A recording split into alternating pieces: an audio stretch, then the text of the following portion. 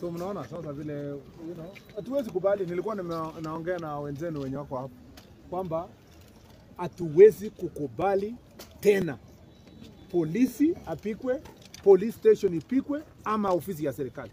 Hatuwezi. Hiyo jana ilikuwa ya mwisho. Mmenisikia? Yes sir. Hii bunduki mmepewa hapa, mimi sijapewa. Na mkupewa ndio ikue decoration. Mtu akijaribu police station anakuja kuchukua atu bunduki, anataka kupiga wewe maisha yako.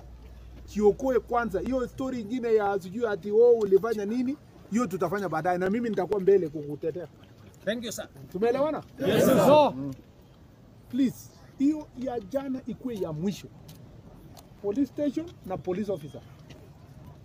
Unatoroka tu wakati unaona ile yenye uko nayo, hata ukipeleka 5 6 bado ni wengi. Lakini kwa mjinga watu 10 20 hapo, wewe unashindwa na hiyo kazi. Na ulipelekwa shule kufanya hiyo kazi. You have to protect yourself, protect the country and protect our nation. And we will defend you to the hilt. Si mtaona?